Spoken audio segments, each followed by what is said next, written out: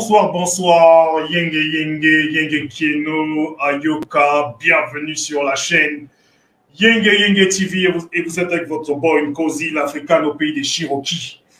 Pour ceux qui connaissent la chaîne, vous connaissez le concept de la chaîne, donc bienvenue à tous. Pour ceux qui découvrent la chaîne, merci d'être là, abonnez-vous. Aujourd'hui, en ce mercredi, on reçoit le docteur Moubeke. C'est pas un inconnu de la chaîne, il est déjà venu et je vous recommande à tous ceux qui sont abonnés récemment sur la chaîne, allez revoir les lives du docteur Moubeke. Son premier live quand il est venu sur ma chaîne, c'était sur comment adapter nos coutumes, comment s'inspirer de nos coutumes pour construire nos sociétés modernes. Et la deuxième fois, quand il est venu, c'était sur un grand thème aussi, la conscience. Cette conscience que nous devons avoir. Et cette fois-ci, il est de retour et il va nous parler de Dieu, le divin, la divinité. Nos divinités, Dieu, ce concept. Et pour lui, il n'y a pas de Dieu sans Afrique. Oui, ça va choquer certains, surtout ceux qui sont encore sous la culture gréco-romano-juive. Tous ceux qui sont dans des cultures encore abrahamiques auront du mal à comprendre cela parce qu'ils vont souffrir d'une dissonance cognitive. Mais aujourd'hui, le docteur est là et je vais le rajouter et on va commencer ce show. Il faudra, comme je dis, attacher vos ceintures parce que ça va être, on va faire des envolées, ça sera des envolées, on va voler très haut et aussi posez vos questions.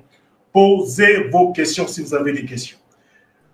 Voilà, bonjour, je dirais plutôt bonsoir, docteur Moubeke, comment allez-vous? Comment vas-tu?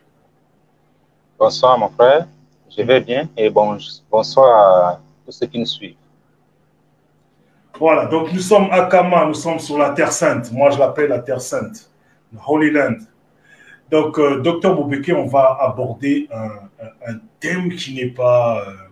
pour certains qui disent qu'il n'est pas facile, certains disent que c'est un thème assez dangereux, c'est un thème assez glissant, et certains sont complètement sceptiques.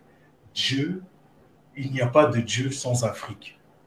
C'est une affirmation qui est très lourde à porter.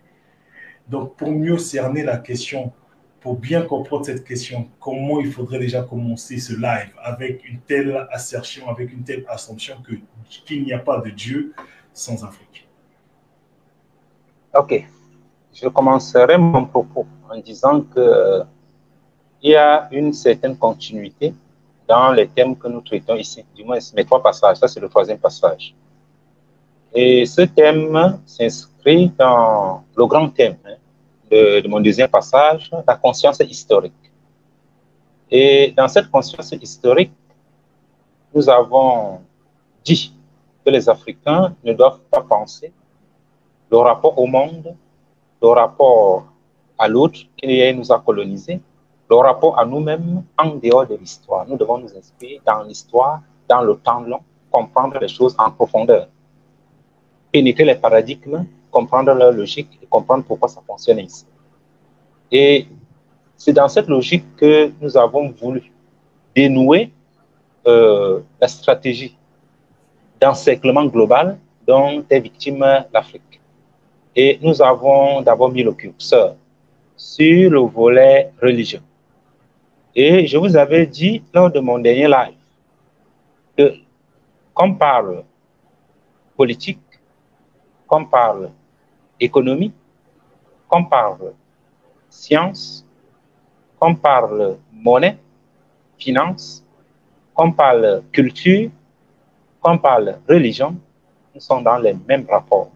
Les rapports de domination, les rapports de soumission, d'assujettissement des Africains pour faire de l'Afrique une périphérie de l'Occident. Pourquoi? Tout simplement parce que l'Afrique, c'est le réservoir des matières premières et l'Occident en a besoin. Un peu comme le lion a besoin du mouton, de la chair du mouton ou de la gazelle pour vivre. C'est ça la logique. Et c'est ce que les Africains doivent comprendre. Et que, une fois que nous voulons sortir de la période coloniale pour poser, pour nous définir en tant qu'hommes libres dans un monde post-colonial. On doit intégrer cette donne. Si on n'intègre pas cette donne, en réalité, le mot indépendance pour nous ne restera qu'une illusion. Jusqu'à ce qu'on quitte cette terre, on ne sera jamais indépendant. C'est pour ça qu'il faut être sérieux pendant ces moments. Il ne s'agit pas de la blague, ou alors de faire de la fanfaronnade spirituelle ou intellectuelle. Il s'agit des enjeux de civilisation dont nous sommes en train de parler. C'est-à-dire du devenir des peuples, de la liberté des peuples et de sortir des logiques de domination pour que notre peuple aussi accède à la pleine dignité. Voilà ce que je peux dire à titre introductif. Très bien dit, docteur Mobéché. Voilà. C'est une question essentielle. Parce que, comme vous l'avez dit, nous sommes dans des rapports de soumission, d'assujettissement par l'autre. Et l'appropriation de ce divin, de ce Dieu qui fut nôtre, mais qui a été pour moi, ça c'est mon interprétation, je ne connais pas la vôtre, qui nous a été volé. Ensuite, dans les concepts, ce concept de Dieu a été transformé et nous a été ramené pour nous mettre dans une forme de soumission, est une voie aussi qui, ce que je veux dire en fait, c'est que se réapproprier en fait ce concept-là est aussi une voie qui nous mènera à la libération. Maintenant, pour le commun de mortels, celui qui n'a jamais vraiment penché l'œil sur ce genre de questions, qui pense que rien n'est lié, parce que certains sont focus que sur l'économie, certains sont focus que sur d'autres sujets. Comment on peut intégrer ce concept comme étant nôtre? Puisque le titre même du live, c'est de dire qu'il n'y a pas de Dieu sans Afrique. Comment le citoyen lambda, lui, peut comprendre ça? Ou encore celui qui s'est égaré dans les religions venues d'ailleurs, comme vous avez l'habitude de le dire, les religions du livre. Ok. Je vais d'abord faire deux remarques, voilà, deux considérations préliminaires avant d'attaquer la question qui nous est adressée.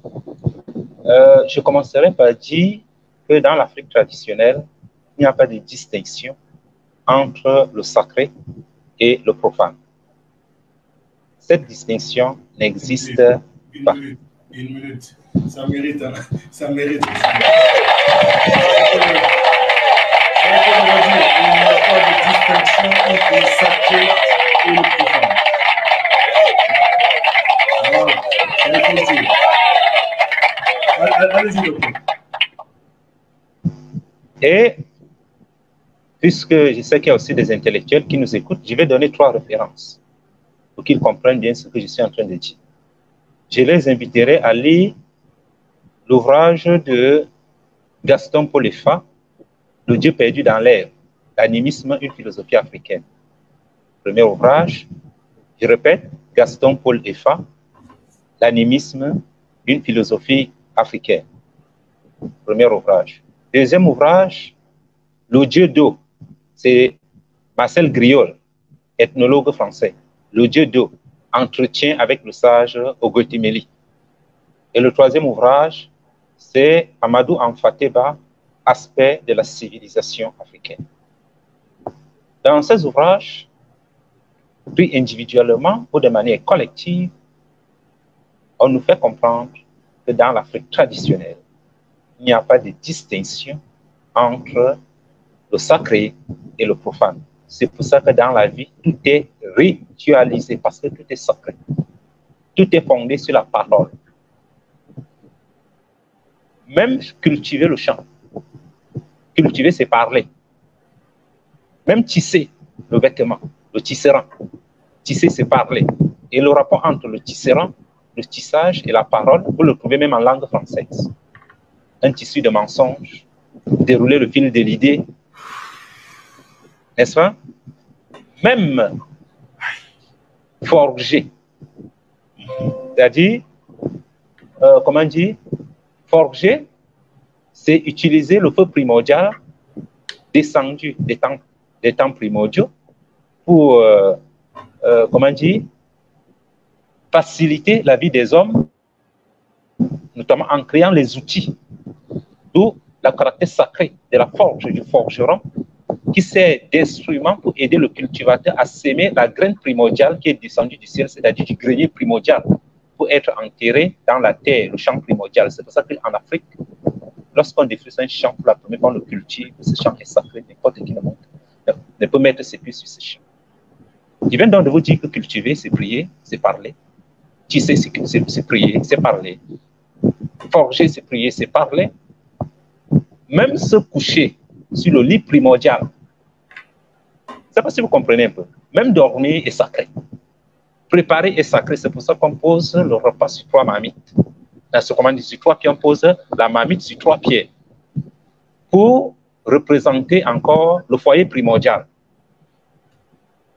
Je ne sais pas si vous comprenez très bien.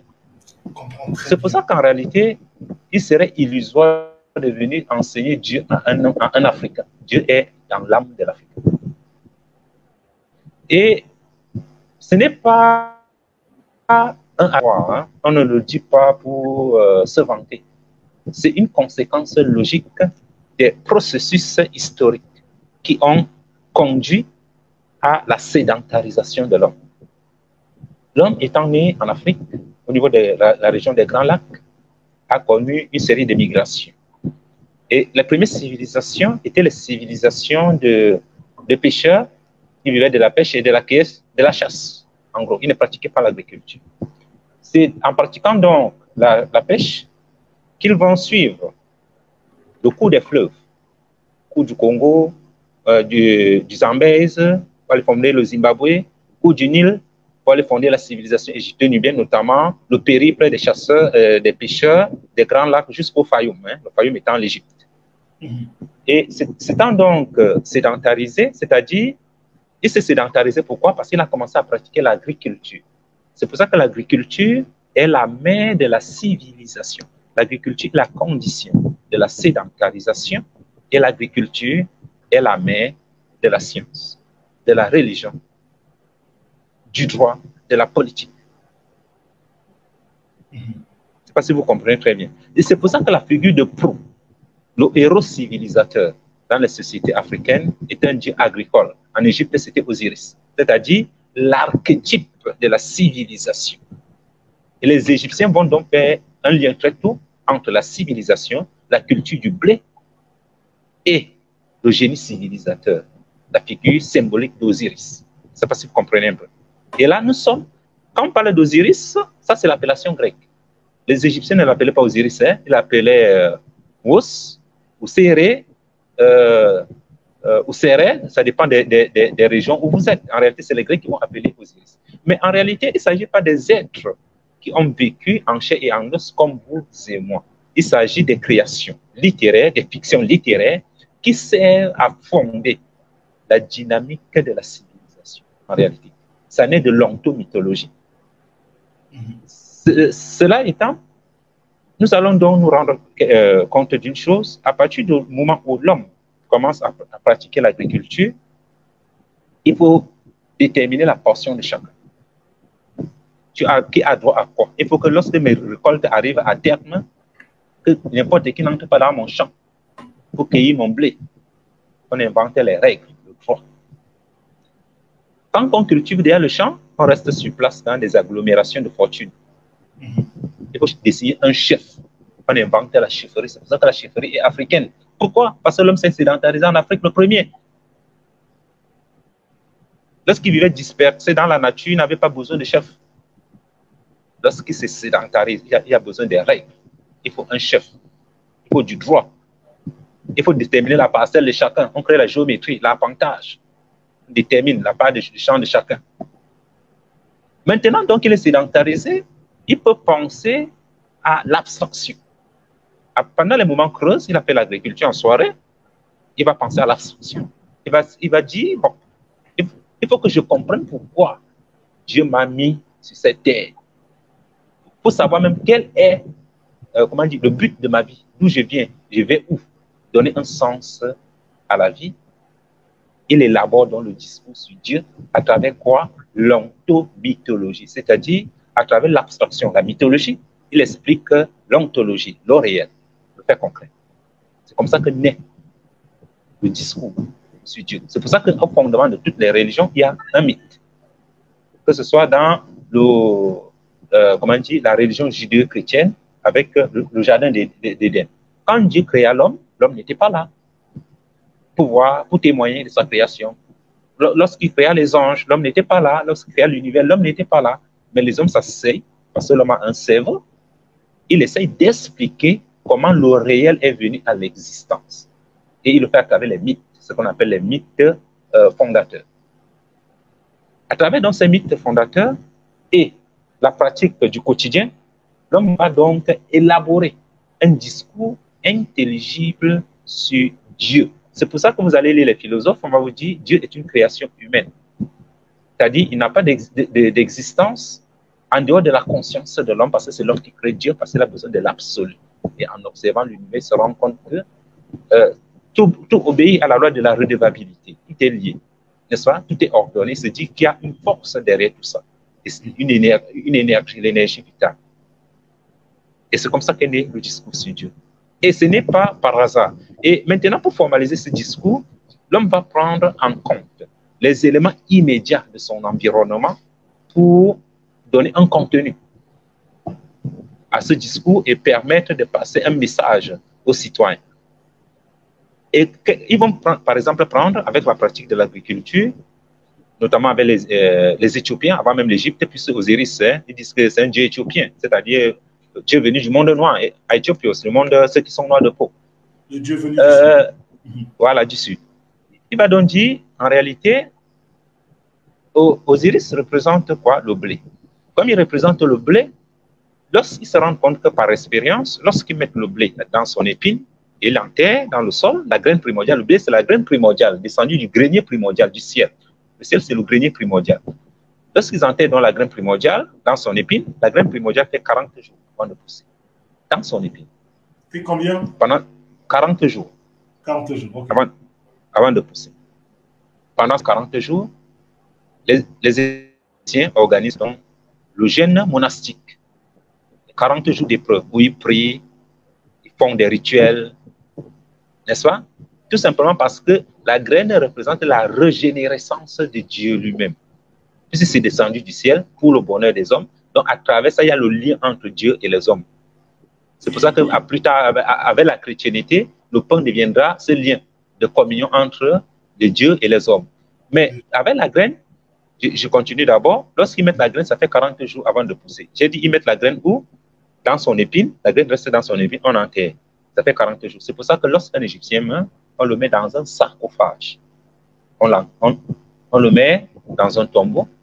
Comme la graine va repousser après 40 jours, on espère donc que l'homme enterré, le pharaon, le dignité enterré dans le cercueil, va ressusciter comme la graine. Donc, en fait, il y avait une maxime égyptienne qui disait si la graine ne meurt, elle ne peut pousser. Et c'est là où on a inventé la conception même de la résurrection, en regardant l'agriculture, le fonctionnement de la graine primordiale descendue du grenier primordial.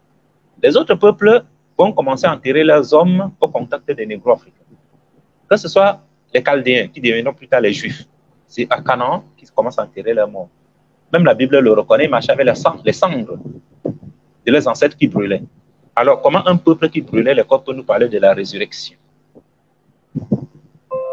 Déjà, ils ne pratiquaient pas l'agriculture, ils vivaient de l'élevage et ils cherchaient les terres sécurisées, notamment Canaan, qui était sous souveraineté égyptienne, pour mettre leur bétail et eux-mêmes à l'abri des brigands. Ils commencent à pratiquer le culte du Dieu unique, et ce n'est pas moi qui le dis, c'est le livre de la Genèse, à travers l'introduction d'Abraham dans le temple de Bel-Amon. Puisque, que nous dit la Genèse, ils arrivent, Abraham est reçu, il est introduit dans le temple, d'abord il ne s'appelait pas Abraham, il est introduit dans le temple de Bel-Amon par un prêtre cananéen. Ça veut dire trois choses. Un, les prêtres existaient avant les Hébreux. Deux, les temples existaient. Trois, Bel-Amon, Dieu unique, existait.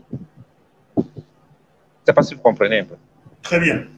Donc, voilà donc comment les choses sont nées en réalité. C'est pour ça qu'il faut éviter toute tentative péremptoire. La tentative péremptoire, c'est pour le commun des mortels. Vous voyez un peu, puisque aujourd'hui, la religion, le but premier de la religion, contrairement à ce qu'on dit, c'est pas de conduire les hommes au paradis, ou d'éviter qu'ils n'aillent en enfer. C'est pas ça le but de la religion. Le but de la religion, c'est de fonder la morale civique et de rendre les gens gouvernables. En réalité, c'est ça. C'est pour ça que la religion est au service des empires.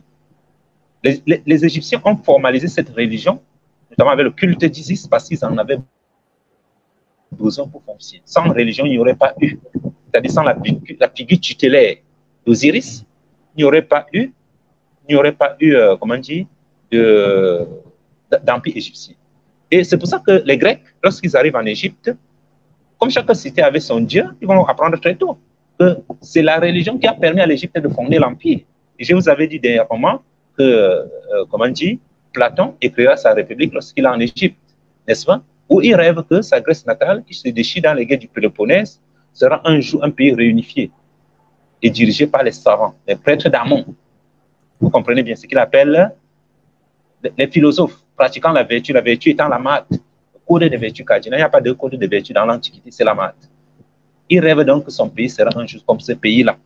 Les Romains prendront aussi l'exemple sur l'Égypte pour façonner leur culte d'abord de Mithra avant que Constantin ne vienne avec le culte du Christ. C'est pour ça que la religion est au service des empires. Et même aujourd'hui, je suis par là, on a besoin de la religion, le pouvoir a besoin de la religion et la religion a besoin du pouvoir. Le pouvoir a besoin de la religion, pourquoi? Pour deux choses. Un, dévier les demandes des citoyens. Ce que le citoyen doit demander à l'État. Il ne demande pas à l'État, il demande à Jésus ou à Mohamed. Deux,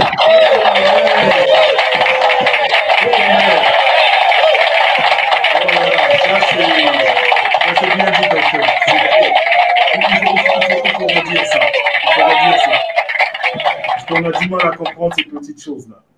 Allez-y, docteur. Deux, légitimer le pouvoir perpétuel en vous faisant croire que toute autorité vient de Dieu. Donc, même si vous avez un dictateur, vous devez le garder, c'est Dieu qui a voulu ainsi. Là, c'est les deux services phares que la religion rend au pouvoir. Un, sous-traiter les demandes des citoyens en les confiant à Jésus et à Mohamed au lieu d'indexer le gouvernement. Deux, légitimer le pouvoir tel qu'il soit. Et de son côté, le pouvoir permet aux ministres de culte d'escroquer les citoyens. C'est-à-dire qu'ils sont sincères dans la quête de Dieu, puisque je vous ai dit fondamentalement, l'Africain est croyant. Il n'y a pas de profane en Afrique. Le profane et le sacré, c'est issu de la philosophie occidentale. Ça n'existe pas en Afrique. En Afrique, tout est sacré. Même cultiver le champ est sacré. Se coucher sur son lit est sacré. Préparer est sacré. C'est pas si vous comprenez un peu. Très bien. Donc, en gros, c'est ça. Dans la religion, le discours sur le divin, on peut le dire, l'homme s'étant sédentarisé en Afrique, c'est en Afrique que ce discours est né. Ce discours a été formalisé et les autres viendront à l'école africaine apprendre. Mais aujourd'hui, la religion est au service des empires. Et c'est ce qui explique qu'en Occident, les temples soient vides. Ce n'est pas parce qu'ils ne croient plus, comment on dit, au sens premier, hein, comme au sens figuré. Parce que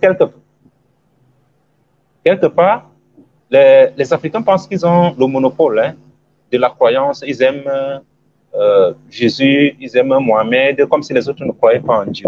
Mais ce n'est pas de ça qu'il est question. On est plus royaliste que le roi. Tout simplement, c'est parce qu'ils ont compris que la religion, c'est les empires qui créent les religions, et le discours religieux repose sur les postulats du raisonnement humain. Dieu n'a aucune religion, n'a créé aucune religion. Je pense que je peux déjà m'arrêter là pour que tu rebondisses. Oui, et docteur Mobeke, les empires ont eu besoin des religions. Et ouais, à l'époque pharaonique, nous avons eu besoin aussi de ce principe-là, c'est-à-dire au Siré, au Assaré, à Set, à Sata et Hérou. L'archétype de civilisation, le héros civilisationnel. Je dois faire une parenthèse pour que les gens ne se perdent pas, d'accord? C'est la raison pour laquelle je mentionne ça. Oui, je fais une parenthèse. Le héros civilisationnel dans la société africaine traditionnelle, ce n'est pas le Osiris grec, Est-ce que vous comprenez un peu? Puisque Osiris même n'est pas égyptien, le mot est grec. Donc, on dit l'Osiris grec. Les Égyptiens n'ont jamais appelé Osiris pour qu'on dise qu'il est égyptien. L'Osiris grec. Dans chaque tradition africaine, si vous connaissez bien votre culture, il y a un héros civilisateur. Je vais citer quelques-uns. Allez-y. Chez les Zoulous, c'est Tchaka. Dans l'épopée de Tchaka Zoulou, c'est Tchaka. Chez les Mandingues, c'est Sundiata Keïta. Le héros civilisateur, la figure de proue de la civilisation. Tout à fait. De l'autorité du pouvoir, de l'articulation de l'existence et des royaumes. Chez les Douala, c'est Ndjekila Djambé Inono. Ndjeki, fils de Ndjambé, Djambé étant la version mythologique de la figure de Nyambé, c'est-à-dire Dieu. Tout à fait, qui n'est pas loin de Nzambé, parce que c'est la même chose. Et le conte, voilà, et le conte donc, le conte qui articule donc ce rapport à, comment dire, à l'existence chez les Douala, c'est Massoumandala. Et ça, c'est, on était chez les Douala. Chez les Béti, les femmes Béti, le héros civilisationnel, c'est Oyono Adangwan, dans le conte d'une bête. C'est-à-dire le héros civilisateur qui est mort et ressuscité. Et qui a fait la révélation, et c'est cette révélation qu'on chante dans le conte d'une bête. Et le message d'une bête est le suivant: l'homme est immortel et il doit chercher à le devenir. Et il le devient comment? En pratiquant la vertu, c'est-à-dire en voyant Dieu dans toutes choses, en respectant toutes choses, parce que tout est sacré. Mais si vous êtes sacré, je suis sacré, la fourmi est sacrée, la plante est sacrée, l'arbre est sacré, tout ce qui est sacré. C'est ça qui fonde la vertu. Et la vertu, la marque est le paradigme de civilisation dans toutes ces sociétés. Chez les Bafia, par exemple, le héros civilisateur, c'est qui? C'est Bleb, chez les Bafia. C'est pour ça que donc, lorsque quelqu'un meurt, on dit le veuvage, on dit, il observe le veuvage, on dit, comment on dit, il observe, je vais le dire en Bafia, il est telle personne, donc c'est-à-dire, je l'ai moubaké, ou alors, je ne sais pas l'en français, mélange avec le Bafia, mais le heureux civilisateur, c'est quoi? C'est Bleb, c'est-à-dire la figure ancestrale tutélaire Bafia du héros mort et ressuscité. Et pour marquer dans cette résurrection, les Bafia ont un nom, ils disent Mouniol, c'est-à-dire celui qui est mort et est revenu à la vie. Je suis en train de vous démontrer que nous n'avons pas attendu le colon pour nous dire que l'homme meurt et ressuscite. Nous avons inventé ça et le colon a pris, étant en contact soit avec l'Égypte, soit avec Canaan. Et j'ai pris ces quelques peuples pour vous montrer que Osiris existe dans chaque société négro-africaine. Si je connaissais votre ethnie, je ferais les recherches dessus, je vous donnerai le nom du héros civilisateur dans votre ethnie. Mais le problème, c'est que comme nous avons été colonisés, le blanc vous a dit que bon, tout ça, c'est le foutaise. D'accord? Tout ce que vous faites là, vraiment, ça ne vaut que dalle. Oubliez tout ça, c'est la sorcellerie. C'est moi qui vous conduis vers Dieu. Et nous avons accepté. Et c'est dans ça que nous sommes là maintenant. Ça, c'est vraiment puissant, c'est intéressant. Et c'est des choses qu'il faut comprendre parce que dans nos traditions, nous avons cette représentation, comme tu l'as dit, hein, docteur Moubeke, nous avons ces représentations du héros civilisationnel, mais nous avons aussi ces représentations de... oui, la représentation de l'archétype. De ces trois ensembles. De l'archétype de héros. Yes, oui. Pardon? Oui, mais nous avons aussi la représentation aussi de ces trois ensembles. Oui, puisque, en fait, vous devez comprendre une chose. Hein. Pourquoi il y a trois ensembles? Pour comprendre les trois ensembles, il faut revenir... Parce que docteur Moubeke, j'aimerais dire, parce qu'au début, vous avez fait référence aussi, quand on fait la cuisine, la marmite, vous avez parlé de ces trois éléments. Ok, revenons un peu dessus. Revenons un peu dessus. Ok. Prenons la matrice de toutes les religions. C'est la religion d'Isis en Égypte. C'est de là que viennent toutes les religions. C'est-à-dire, du moins, c'est les religions du livre. Les religions du livre. Prenons ces religions du livre. Lorsqu'ils représentent Dieu, les Égyptiens pouvaient représenter Dieu sous forme animale, sous forme humaine, sous forme, peu importe la forme. D'accord? Mais lorsqu'il représente Dieu sous forme animale, il le représente sous forme de bélier. D'accord? C'est pour ça que le Fils de Dieu est un agneau. Parce que Dieu, présenté sous forme animale, est un bélier. D'accord?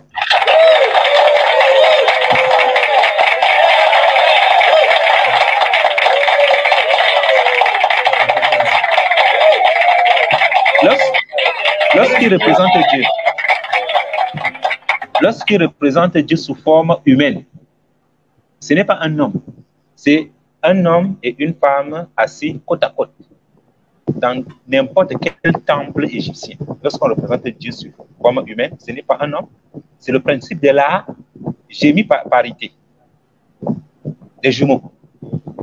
Parce que dans la cosmogonie africaine, la solitude est la source de tous les maux. Il est normal et il est conseillé que chaque chose soit en double. En double. Vous pouvez entrer dans n'importe quelle mythologie, vous allez toujours trouver deux à deux. Lorsque c'est un, il y a quelque chose qui ne va pas. C'est pour ça qu'on représente Dieu sous forme de deux, c'est-à-dire d'un homme et d'une femme assis côte à côte. Pourquoi? Parce qu'en observant la nature, les Égyptiens se sont rendus compte que c'est le mélange du masculin et du féminin qui donne la vie. Un homme seul, même fût-il Dieu, serait stérile. Est-ce que vous comprenez un peu? Et le troisième élément, donc, c'est le Fils. Issu donc de cette gémiparité, qui est le Fils de Dieu. Je ne sais pas si vous comprenez un peu. Très bien. Et c'est le couple parfait. Et c'est pour ça que même la figure, comment dire, ce qu'on appelle la famille primordiale en Égypte, c'est-à-dire Isis et Osiris. Le couple primordial. Ont un fils, Horus. Or, si Osiris avait été seul, il ne pourrait pas avoir de fils. N'est-ce pas? Il a fallu que Isis soit là et qui est conception d'Horus, qui sera considéré comme le tout premier pharaon. Et de là, donc, les négro-africains ont donc gardé la notion que Dieu est en trois personnes. La troisième personne étant en réalité la continuité, c'est-à-dire le Fils. Et c'est ça le foyer dans la conception africaine. Le Père, la Mère et le Fils. Vous allez donc prendre cette société, cette conception qui sera reprise par comment dire, les peuples phallocrates du patriarcat européen. Et qu'est-ce qu'ils vont faire, hein? Comme chez eux, la femme n'a jamais été sacrée, la femme ne peut pas accéder au statut de Dieu. D'accord? On va enlever la femme, on va remplacer la femme en réalité par la mère, c'est-à-dire la vérité et la justice, mais ils vont l'appeler Saint-Esprit. Saint-Esprit. C'est pas si vous voyez un peu. Et c'est cette conception androgyne de Dieu, comme il était à la fois Amon, il était aussi Amana. C'est-à-dire Amon, et c'est le terme Amana, d'où vient le terme musulman Amina. Amina. C'est-à-dire la version androgyne d'Amon. Il faut redire ça, Dr Moubegui, il faut redire ça. C'est des petites choses. J'ai dit Dieu est à la fois Amon et il est Amana. Et c'est de Amana que vient le terme Amina. Un peu comme de la figure, comment on dit, d'Isis, viendra le terme Aïssatou. Et de la figure de Nephthys, viendra le terme de Nafisatou. En réalité. En réalité, la plupart des noms musulmans sont des noms soit de l'Égypte pharaonique, soit de l'Arabie nègre et sabéenne. Je veux dire, à 80% des noms qu'on considère aujourd'hui comme des noms musulmans. Et bon, on va revenir sur le culte musulman après. Mais j'aimerais chuter par là. Les Africains ont donc gardé la trilogie de là. C'est pour ça que dans toutes les langues négro-africaines, lorsqu'on jure, on soulève trois doigts en l'air. Pas dans n'importe quelle région d'Afrique, même avant la colonisation. Lorsqu'on jure au nom de Dieu, on soulève trois doigts en l'air. Je prends l'exemple des Bafias, au centre du Cameroun. Les Bafias jurent en soulevant trois doigts en l'air. En Égypte, Dieu s'appelait, quand on dirait Pharaon, fils de Dieu, on disait fils de Ra, fils de Ré. Or, Ra en Bafia, ça signifie trois. Est-ce que vous comprenez un peu? Très bien. Très bien. Donc, En fait, c'est pour vous dire que ce n'est pas quelque chose de superfétatoire, c'est très profond. C'est très profond. Très profond. C'est la raison pour laquelle Otep la famille, Otep Tetimani, c'est très profond. Et ce sont c'est dommage qu'on ait perdu cette vision parce qu'on n'arrive pas à voir ces évidences-là. Ce sont des choses évidentes. En réalité, il s'agit des évidences. C'est pour ça que l'Occident a tout fait pour casser la colonne vertébrale de la spiritualité africaine. Parce que si vous restez dans vos langues, d'abord on tue la langue, dans vos pratiques, dans vos rituels, un jour ou l'autre, puisque l'homme est intelligent, vous allez vous retrouver, vous allez comprendre qu'ils vous ont mené en bateau. C'est pour ça qu'en réalité, comme ce n'est pas leur fond culturel qui a synthétisé cette pensée que je vous livre, c'est une pensée qu'ils ont pris par emploi, c'est pour ça que c'est de la révélation. Est-ce que vous comprenez un peu? Très bien. Mais pour le négro africain, ce n'est pas de la révélation, parce que c'est son fond culturel qui a synthétisé ça. Lorsque vous jurez dans votre langue et que vous dites au nom de Dieu, vous soulevez 3 doigts en l'air, vous n'avez pas besoin de révélation pour ça. Je vous prends un autre exemple, n'est-ce pas? Quand on dit Dieu a créé l'homme à son image, n'est-ce pas? On se dit, ouh, mais quelle image? Vraiment, c'est une scoop de la Bible. Hein? Mais je vous renvoie dans la langue bafia, par exemple. On dit Dieu, on dit Bel, un peu comme les Égyptiens disaient Bel Amon, quand on est dans la région de Canaan, Bel Amon. Abraham lui-même a été introduit dans le temple de qui? De Bel Amon. Ce qui fait dire à quoi que les Bafias seraient en réalité des Cananéens. Parce qu'ils ont conservé beaucoup de termes de là. Pour dire Dieu, on dit Bel. Pour dire l'homme, on dit Moum. Maintenant, pour dire, voilà, pour dire le Dieu Tout-Puissant, on dit quoi? Moubel. Donc, ça veut donc dire que quoi? À la fois Dieu et homme. L'idée de macrocosme, microcosme. Est-ce que vous comprenez un peu? Donc, en disant Moubel, Dieu est bel, qui dit Dieu, et Moum, qui est l'homme. Ça veut dire que les Bafias ont compris depuis que Dieu a créé l'homme à son image. C'est pour ça qu'il appelle Moubel. Est-ce que vous comprenez ça? Alors, pour un Bafia, c'est de la révélation. C'est pas de la révélation, c'est en lui, c'est des savoirs. Mais si un Grec vient et envahit le peuple Bafia comme ils ont fait à l'époque de l'Égypte, et il recopie ça, pour lui, ce sera de la révélation. Puisque chez eux, quand ils définissent l'homme n'est pas sacré. Est-ce que vous comprenez un peu? L'homme n'est pas sacré.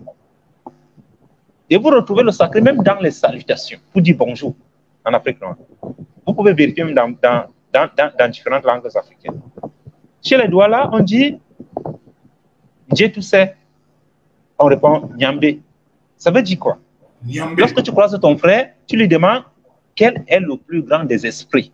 Il te répond Nyambé, c'est-à-dire Dieu. Ça veut donc dire que quoi? Mon frère, toi et moi, on a pour référentiel qui? Dieu.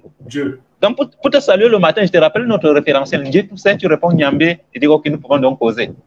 On reconnaît que tout est sacré. On a pour référentiel Dieu. C'est pour ça que je vous ai dit que dans la négroculture, il n'y a pas de distinction entre le profane et le sacré. Tout à fait. J'espère que ceux qui nous suivent comprennent ces choses-là. Il n'y a pas de Dieu sans l'Afrique. Et la preuve le profane n'existe pas. Que même dans nos salutations, Dieu est là. Le sacré est là, le divin est là. Bien présent. C'est des choses... Vous pouvez vérifier ce que je vous dis là, même dans votre propre langue. C'est-à-dire, regardez comment on appelle l'homme, regardez comment on appelle Dieu, voyez comment on se salue dans votre langue et comparez ça avec le français que nous parlons. En français, vous aurez les termes pour désigner l'homme. Vous aurez individu, qui ne veut rien dire, ça n'a aucun rapport avec le sacré. Vous aurez la personne, c'est-à-dire le masque qu'on porte, ça n'a aucun rapport avec la personne. Vous aurez on a dit que c'est-à-dire qu'il renvoie toujours à l'individu. Toujours. Et vous aurez homme même qui ne renvoie à rien de concret en réalité. Où est le rapport avec le sacré? Mais quand les Bafias disent moum, ou ils disent moubel, vous comprenez le rapport entre l'homme et Dieu. Et vous n'allez donc pas me dire que ceux qui ont donc une conception de l'homme séparé du divin, c'est eux qui ont compris la révélation et qui viennent nous expliquer, nous qui sommes liés à Dieu, que ce soit par la salutation, que ce soit par le privilège du nomenclateur, même en Afrique noire aujourd'hui, on n'a pas besoin de retourner en Égypte pour faire ce travail. Est-ce que vous comprenez un peu? Même dans les salutations, Dieu est là, c'est notre référentiel. Et moi j'ai toujours dit que des fois, il n'est pas toujours question de connaître, de repartir dans l'Égypte profonde pour comprendre. Des fois, il s'agit juste de repartir à nos traditions. Je vous suis très mal. Qui a compris nos traditions, qui a compris nos traditions, a compris l'Égypte, en fait. Exactement, c'est exactement ça. J'ai pris l'exemple de Douala pour les salutations, il faut aussi prendre l'exemple de Bafia. Pour dire bonjour, ils disent, tu t'es éveillé. Est-ce que tu as atteint l'état d'éveil? Je ne sais pas si vous comprenez un peu. Très bien. Très bien, très bien. Très bien. Très bien. Vous allez donc prendre ce paradigme, vous allez opposer au français. On te dit bonjour. C'est-à-dire que le jour soit bon. Autrement dit, il faut être dans la jouissance. Mais c'est le propre de leur civilisation. C'est le propre de leur civilisation, la jouissance, jouir. Exactement. C'est pour ça que je vous ai donc dit que nous n'avons pas les mêmes paradigmes. C'est comme le propre de leur civilisation, c'est la jouissance. C'est pour ça qu'ils ont posé pour fondement de leur société moderne le désir. Le désir de liberté, démocratie libérale, désir de consommation, économie de marché. On gouverne l'homme par le désir. Nous qui avons pour référentiel, dans notre paradigme négro-africain, en négro-culture, nous qui avons pour modèle, pour archétype de civilisation, la vertu, la maths, on a pour référentiel le maître de la maths, c'est-à-dire Dieu. Parce que la maths est sortie de la même matière primordiale que Dieu lui-même. C'est pour ça qu'on dit que c'est l'esprit de vérité et de justice. La vérité, justice, l'équitabilité, l'équité, l'ordre des choses, l'harmonie. C'est ça qui fait l'Afrique.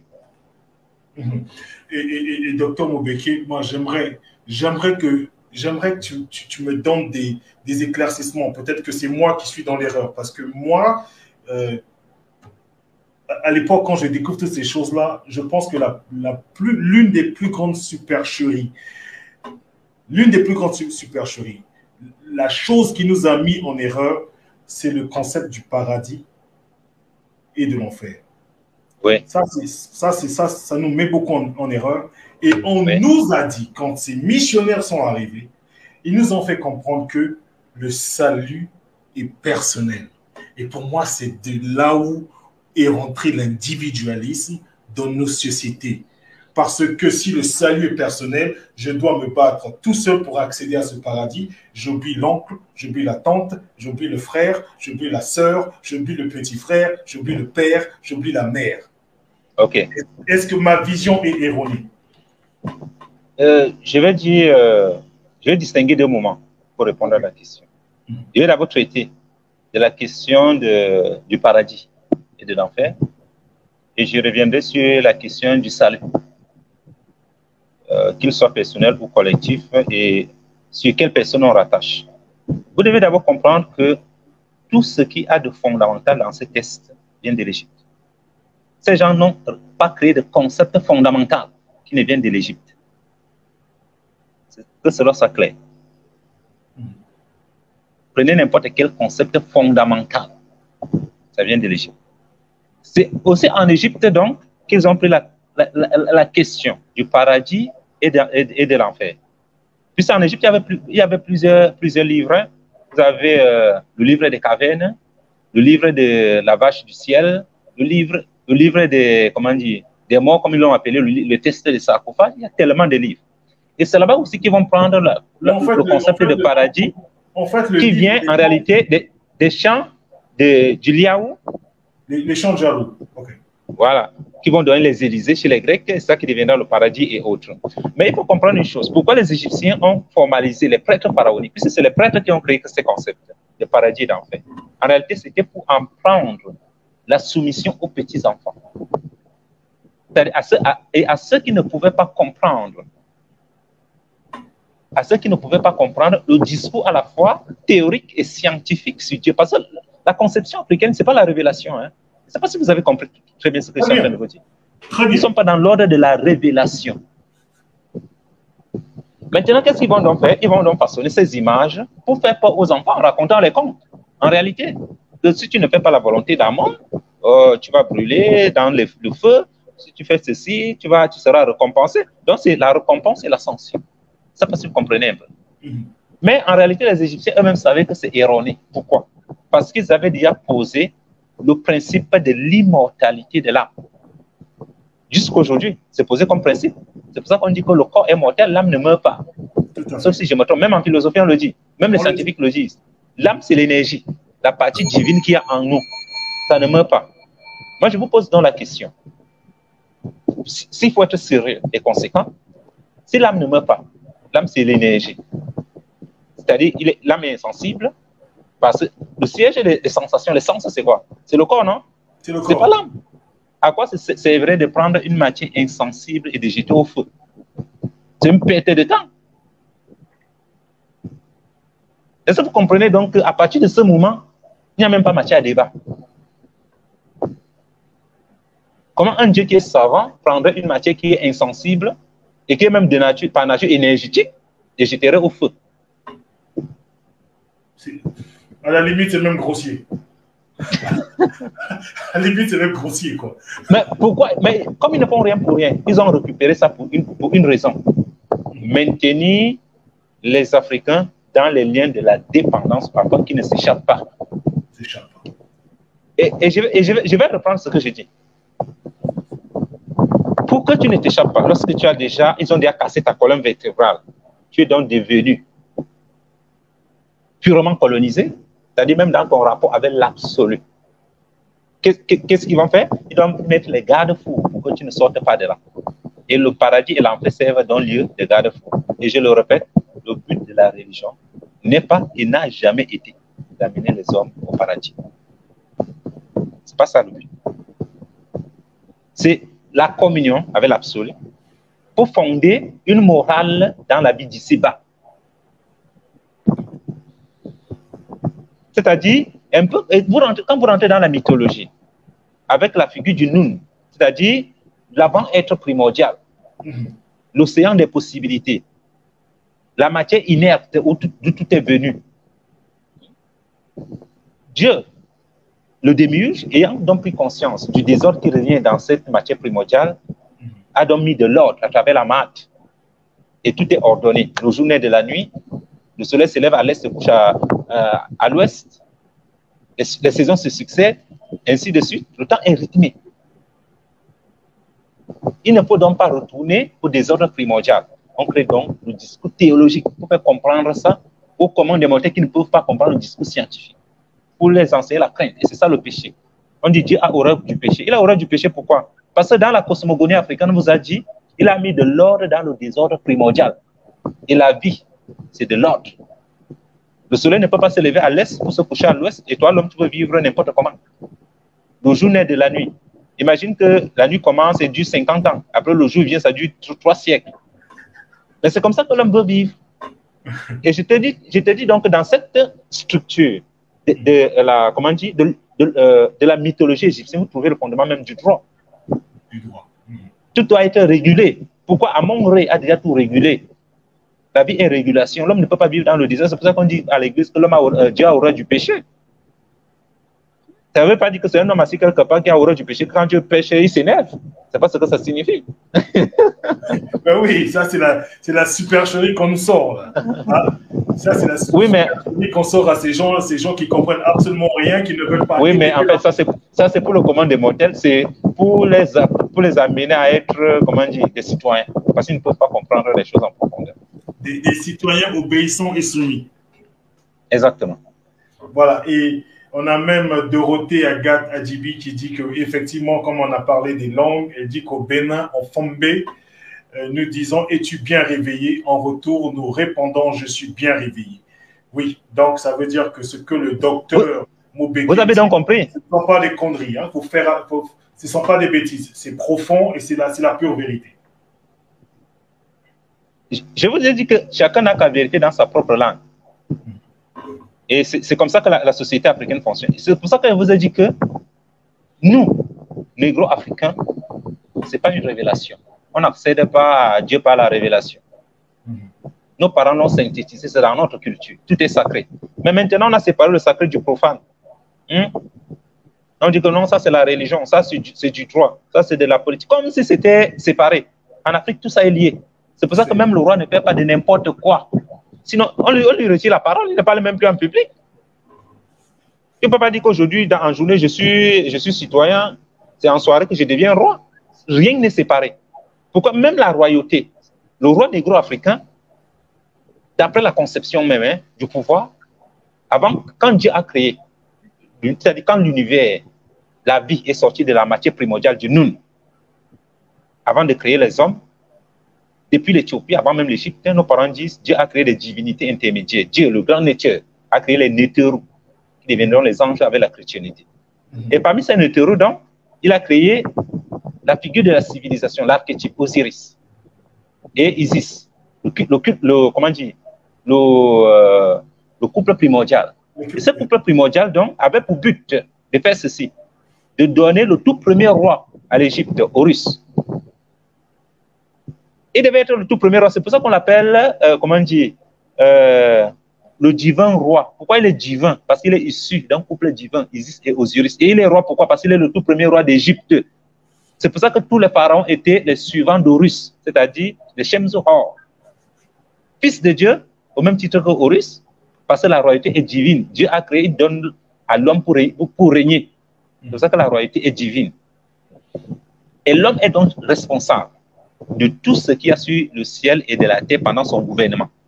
S'il prend le pouvoir et que son royaume vivait dans l'abondance, dans la crainte de Dieu, observait la vertu, la marque, les 42 commandements, et qu'à la fin de son pouvoir, le mal a pris de l'emprise sur le bien, mais ce monsieur, il sait qu'il a tout foiré. C'est pour ça qu'il fait tout pour rester correct. Et c'est ça la figure du roi africain. Donc, c'est pour ça que je vous ai dit que dans la société négro-africaine, il n'y a pas de profane. Le profane n'existe pas.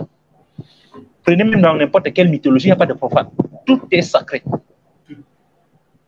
Ok, maintenant, docteur Moubeki, moi je vais jouer le gars qui comprend rien. Pour moi, ça fait, ma famille est chrétienne, ça fait des années, ma famille est musulmane, ça fait des années. Moi, mon père était musulman, mon grand-père, pareil, chrétien et chrétienne. Et moi, je ne crois pas. Je ne crois pas que tout est sacré. Et puis, si le paradis et l'enfer ne sont que des conceptions qui étaient à l'époque inventées pour faire peur aux enfants, mais à quoi sert alors notre vie? Donc, on va faire si on fait que du bien sur terre, donc docteur Moubeke, tu veux me faire comprendre qu'il n'y a pas de récompense? Il n'y a pas de récompense. Il faut faire le bien pour aller au paradis. Je ne crois pas à cette histoire, docteur Moubeke. Avant de répondre, je vais encore dire un mot sur la notion du paradis. Si les autres l'ont récupéré, j'ai donné une première explication. C'était pour encadrer la communauté des fidèles qui venaient de se convertir et pour éviter qu'ils n'en sortent. Mais il y avait une deuxième raison et qui est plus fondamentale que la première. Ou alors qui est aussi fondamentale. Vous savez quelle est cette raison? Je vous écoute, docteur. De différer l'instant de vivre des Africains. Vous ne devez pas vivre maintenant. Laissez-nous exploiter vos richesses. Vous aurez une meilleure vie au paradis. Aussi, deuxième docteur, ça mérite des applaudissements. Parce qu'on ne comprend pas ces choses-là. Voilà. Laissez-nous exploiter vos terres, vos richesses. En fait, le plus grand crime que l'Occident a connu en Afrique, c'est ça. C'est-à-dire d'avoir réussi à différer le moment de vivre des Africains. Votre vie, non, c'est pas ici maintenant, non. Ça, c'est la futilité. Mais eux, ils font la guerre pour venir prendre ces futilités tous les jours. Ils s'enrichissent. Et vous, heureux les pauvres, vous verrez le royaume de Dieu, vous espérez à une vie meilleure dans l'au-delà. Est-ce que vous comprenez un peu? On a donc réussi non seulement à casser notre colonne vertébrale qui était la spiritualité africaine, qui faisait de nous des hommes fiers, des hommes libres. Si on était resté dans notre spiritualité, on n'aurait jamais accepté la colonisation. Jamais. Même abandonner nos langues, on n'aurait jamais accepté. Ils ont cassé ça. Ils ont fait de nous des êtres subalternes à qui on donne le nom. Un peu comme quand tu pars au marché, mon frère. Tu achètes ton petit chien avant d'arriver à la maison, tu lui donnes un nom. C'est comme ça qu'il est venu. Il t'attrape, tu t'appelles Henri. Il attrape, tu l'appelles Philémon. Il attrape, tu l'appelles Joseph. Et non, on est content. Je t'appelle comment? Je m'appelle Henri. C'est-à-dire le petit nom du chien que le blanc t'a donné. Un peu quand tu pars au marché. Imagine, toi, tu es, je ne sais pas dans quelle ville tu es, à Montréal. Quand tu pars au marché, tu achètes un chien avant d'arriver à la maison, tu vas lui donner le nom. C'est comme ça que tu vas l'appeler. C'est comme ça qu'il nous a donné des noms. En réalité. Maintenant, il dit, fais notre moment de vivre. Il dit, la vie, ce n'est pas ici. Non, la vie, c'est au paradis. Pensez-vous que si le paradis était une réalité, ces gens nous laisseraient même entrer là-bas? Les gens qui vous refusent le visa pour aller même chez eux, profiter de la couverture sociale, vous donneraient le paradis gratuitement? Si on le croit, ça veut dire que vraiment, nous, on ne raisonne pas l'absurde. Parce que parfois, il faut raisonner par l'absurde. Mais on est toute notre vie actuellement est une absurdité. Parce que je ne sais pas si vous comprenez très bien. Moi, je suis dans l'ordre du raisonnement, vous comprenez un peu. Ils vous disent, OK, il y a le paradis et l'enfer. Et ils vous enseignent que le corps, c'est la tombe, comment on dit, du Saint-Esprit, le tombeau de l'âme. On vous dit, l'âme est immortelle. N'est-ce pas? Parce que l'âme n'est pas faite de la matière c'est le corps. L'âme, c'est de l'énergie, c'est de l'éther. Moi, je demande donc à quoi ça sert de prendre une matière immortelle et de jeter dans le feu. Ça servirait à quoi une matière qui ne sent ni chaud ni froid? Ça servirait à quoi? Et un Dieu savant, omniscient, ferait un truc pareil? De deux, ils vous disent non, pour le paradis, la supercherie. Abandonner, vivre une vie vivre dans la misère, dans le dénouement. Mais vivez dans la consécration de Dieu, dans la grâce de Dieu. Quand vous allez mourir, vous aurez l'abondance. On diffère dans votre moment de vivre. Pourquoi? Parce que comme ils n'ont rien chez eux, en différant votre moment de vivre, ils viennent puiser tout. Ils pompent pendant que vous priez, vous êtes à l'église. Et ils pompent.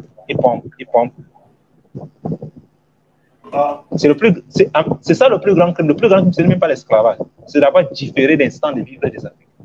L'instant de vie des Africains, même avec... a été différé. Oui, même avec des expressions comme « il est plus facile pour un chameau de passer dans le trou d'une aiguille » et que les riches... Je ne sais pas très bien l'expression, mais c'est... Mais, OK. Maintenant, Docteur Mobeke, dans nos traditions, ouais. Quelles sont... C'est vrai que je n'ai pas fini la réponse. Hein. Vas-y, docteur. Puisque la réponse était pourquoi faire le bien? Yes, tout à fait. N'est-ce pas? Est-ce que l'homme doit juste faire le bien pour faire le bien, pour faire le bien? Quand je vous ai donné la fonction du roi, j'ai répondu à la question. Je vous ai dit, le roi, c'est-à-dire c'est le représentant de Dieu sur terre. Depuis Horus, la fonction sacrée du roi. Hein? C'est pour ça qu'on l'appelle le divin roi. Il est issu du couple royal. Comment dire, du couple divin. Du couple divin. Et il vient donc pour régner sur les hommes. En tant que tout premier pharaon. Et il a pour mission de maintenir l'harmonie universelle. Pourquoi l'harmonie? Parce que c'est cette harmonie qui est sortie du désordre primordial. Le but, c'est que le monde ne sombre pas dans le chaos. Et l'homme doit donc participer à cette harmonie en réalité. Pourquoi? Parce que l'homme est là pour transmettre la vie. La vie doit continuer. Est-ce que vous comprenez un peu? C'est pour ça que vous avez des enfants. Quand vous utilisez votre corps pour perpétuer la génération. Est-ce que vous comprenez un peu? Il faut que la vie continue.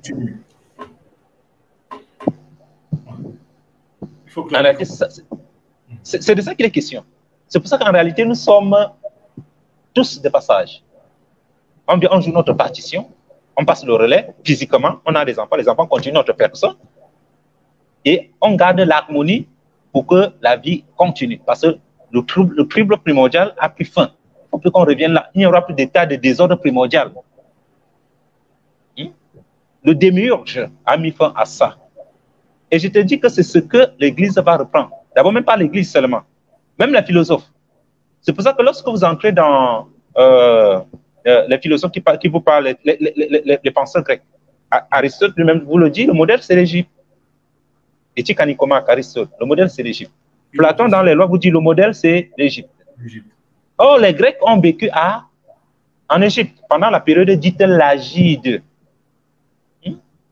Avant même la période de l'Agide, les tout premiers, comme Clisthène, notamment avec les, comment dire, Dracon, Solon, les législateurs, ils ont vécu en Égypte. Ils ont copié les institutions. C'est la même chose qu'ils ont fait avec la religion. C'est pour ça que je vous ai dit que tout ce qu'il y a de fondamental dans ces religions vient de l'Égypte. Même le baptême. Tout à fait. La résurrection, le baptême, le jugement des morts, tout ça nous vient de l'Égypte. Le paradis, l'enfer. Ils n'ont pas créé de concept. Et comme ils ont donc pris ça quelque part, ils parlaient donc maintenant, comme c'était un peuple blanc, c'était pas un peuple noir. Tu ne peux pas être noir et prier un Dieu blanc, ça n'a même pas de sens. Comment tu peux être noir et ton idéal c'est un blanc? Est-ce que tu comprends? Ce n'est pas du racisme, c'est de l'amour de soi, tout simplement. Si tu demandes à un mouton de te dessiner Dieu, il va te dessiner Dieu sous forme de mouton. C'est de l'amour de soi, ce n'est pas du racisme. Tu demandes à un poisson de te dessiner Dieu, il va te dessiner Dieu sous forme de poisson. Tu ne peux pas être noir et ton idéal, c'est un arabe, ou alors un juif, ou alors un français. Ça n'a même pas de sens. Ça veut dire que tu te manques d'amour propre. Ce n'est pas de la haine de l'autre, c'est de l'amour propre, tout simplement. C'est-à-dire quand tu es dans le rapport avec l'absolu, c'est-à-dire avec l'énergie vitale, tu vois en blanc. Imaginez un peu. Oh, et comment vous voulez que les gens la respectent, les gens comme ça? Ils ne peuvent même pas nous respecter. Il y a de quoi faire des cauchemars, mais c'est la raison pour laquelle... mais c'est la vérité, ils ne peuvent pas nous respecter. Voilà, d'où vient notre manque de dignité. Nous, on ne peut donc, pas... Le but de l'homme... On est écrasé parce qu'on a des référentiels qui ne sont pas les nôtres. En réalité, nous sommes sortis carrément de notre paradigme. Pourquoi je reviens sur ça? C'est une affaire de paradigme, ce n'est pas une affaire de croyance où je ne crois pas. Je vous ai dit qu'en Afrique, il n'y a pas de profane. Tout est sacré. À partir du moment où tout est sacré, les Africains ne posent pas le rapport avec Dieu sous forme de croyance. Est-ce que vous comprenez un peu? Et c'est parce que vous avez déjà rencontré un père en Afrique qui vous a dit que Dieu n'existe pas. Ça n'existe nulle part. Même au village. Même si vous partez voir le marabout du village, tout ce qui fait le nom de Dieu. Parce qu'il n'y a pas de distinction. Il n'y a pas le profane, il n'y a pas le sacré. Cette distinction, on a hérité ça de la philosophie des Lumières. Ce n'est pas notre ADN. C'est pour ça qu'on ne peut pas poser nos rapports avec l'absolu en termes de croyance. Ça n'a même pas de sens. Vous savez qu'ils ont besoin de croire à ça parce que ça ne fait pas partie de leur socle culturel. Ils prennent ça pour une révélation, ils doivent croire. Parce que ce n'est pas leur fond culturel. Pourquoi moi je croirais à quelque chose qui est dans mon ADN? Je crois que ça existe. C'est-à-dire que je doute même de mon existence. Mon nom me le dit déjà. Je m'appelle Moum, il s'appelle Belle. On peut le lire Mou Belle, macrocosme, microcosme. Et quand je te salue, je te rappelle que nous avons le même référentiel. Tu dois éteindre l'état d'éveil. Pourquoi tu es éveillé? Pour maintenir la vie. C'est-à-dire lors de l'harmonie universelle. C'est pour ça qu'on dit que Dieu aura du péché. On n'a pas besoin de théologiens pour prêcher ça, mon frère. Tout à fait. Tout à fait. C'est lourd, ça. C'est lourd, c'est lourd, c'est lourd. C'est lourd, vraiment. Ça, c'est ouf, ouf. En fait, on va chercher, on va trop loin, quoi. On va chercher des choses, comme tu as dit, qui sont hors de notre programmation naturelle, de notre paradigme naturel.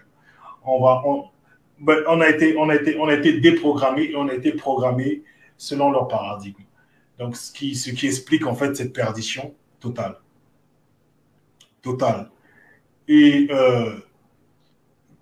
docteur Moupeke, oui. Moi, je vais un peu revenir encore un peu là, sur le paradis et l'enfer.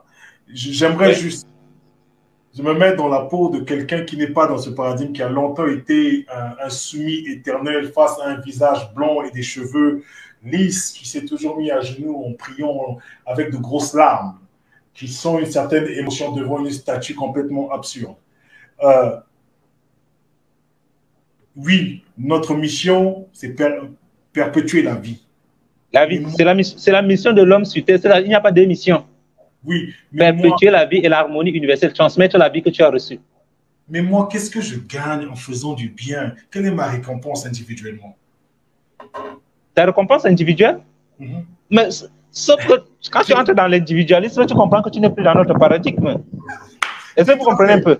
Tout à fait. C'est pas un monde où il y a, comment dire, on prime les gens. Les biens matériels, ça n'a même pas d'importance en tant que tel. Ça n'a pas d'importance. Oui, même... L'importance, c'est l'homme, c'est la vie que tu transmets. Exactement. Les valeurs que tu transmets. C'est pour ça que dès l'Égypte, il y a eu ce qu'on appelle le code moral, avec les tests notamment, les Taotep, les tests de Kojini, les enseignements de Mikare, et bien d'autres. Et ces tests-là qui vont constituer ce qu'on va appeler le corpus de la formation des souverains égyptiens. On les retrouvera plus tard dans la Bible, notamment dans le livre des Proverbes. Je ne sais pas si vous comprenez un peu. En réalité, c'est pour ça que quand vous prenez n'importe quelle Bible, on va vous dire traduit des tests anciens. Même ils ne vous diront jamais quels tests anciens. Mais le problème, c'est quoi? En naissant, ils étaient obligés de puiser dans le fond culturel des sociétés qui les ont précédées, notamment l'Égypte, notamment la société égyptienne, la société sabéenne de l'Arabie nègre et la société mésopotamienne. C'est ça la réalité. Allô?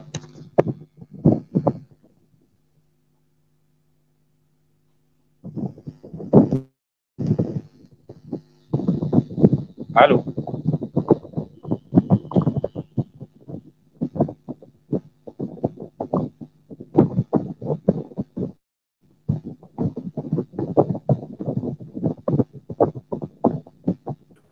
Oui, effectivement. Donc, ça veut dire que ces religions-là nous ont apporté l'individualisme. Oui. Nous ont apporté aussi le capitalisme. Et ont détruit le concept de groupe, le Ubuntu. Je suis parce que nous sommes parce que je suis. Si j'existe, si j'agis, c'est par rapport parce que les autres sont là. Que je ne peux pas me déployer tout seul en tant qu'entité, mais j'ai besoin du groupe. Parce qu'on a toujours fonctionné comme ça. Oui. En fait, ce n'est pas seulement parce qu'on a fonctionné comme ça. Je vous ai dit que la société négro-africaine est tellement profonde. Je vous ai pris l'exemple des concepts pour dire l'homme, et pour dire bonjour et autres. Je vais prendre pour parler du groupe, d'autres concepts. Allons-y sur le groupe. OK. Pour dire l'homme, je vais prendre les langues du Camerounais parce que ce sont les langues que je maîtrise. Allez-y. Vous pouvez prendre n'importe quelle langue, mais c'est les langues bantou, ça renvoie à la même réalité. Pour dire homme, les Bapiais disent moum, les Bassa disent les, comment dire, les Fons disent muntu, les, comment dire, les Yambassa disent moto. Et c'est le là, n'est-ce pas, qui donne le terme un en français pour dire l'unité. Attends, docteur Mobeke. Je veux juste appuyer ça parce que tu as dit que les Bassa disent moto. Les Yambassa disent moto. Les Yamba disent moto. Et qui dit muntu? Qui dit muntu? Muntu, c'est les petits. Donc, ça doit être les fonds. Les fonds. Voilà. C'est juste pour sortir le caractère, le caractère unitaire, en fait, que nous sommes les mêmes peuples. Parce que chez moi, au Congo, on dit muntu. Et c'est le muntu là qui donne en grec. Moto. En lingala, on appelle la personne moto. Aza moto. Ou moto. Voilà. En Yamba, ça c'est le même terme, moto. Ok. Pour dire l'homme. Okay. Et c'est le terme moto, muntu là qui va donner mundos en comment dire, en latin. Et qui signifie monde. C'est-à-dire le lieu peuplé par des hommes. Faut redire ça, docteur. Est-ce que vous comprenez un peu? Faut redire ça. Mundes, tu sais, Mundes qui a donné monde. Il vous a dit que ce muntu là qui donne mundos. Mundos. Qui signifie monde, c'est-à-dire le lieu peuplé par des hommes. Et c'est le même là, comme j'étais plus chez les Bassa. Ça qui donne un, pour dire l'être, pour dire l'homme, l'être. Un. Et c'est ça qui donne Uno, ça qui donne aussi One, pour dire l'entité, l'unité, un, l'être. En réalité, c'est pour ça que Cheikh Anta Diop vous dit la civilisation est bantou dans son essence. Quand il parle de l'Égypte nègre, c'est de l'Égypte bantou. On n'a même pas besoin de disserter dessus. On a qu'à revenir sur la linguistique comparée. Et on comprend que les choses se tiennent d'elles-mêmes.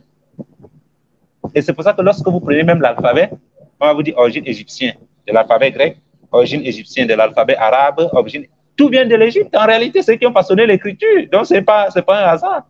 Vous pouvez croire que c'est les gens qui parlent lingala qui ont triché chez les Grecs, mais depuis quand ils ont vécu là-bas. Mais les Grecs sont venus vivre en Égypte. C'est là-bas que s'est fait le contact. Même la numérotation par 10 est bantou.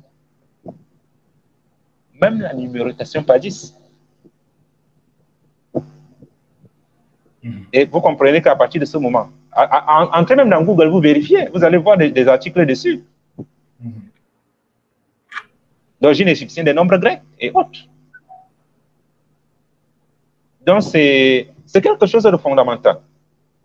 Mais je vais faire une parenthèse parce que c'est important.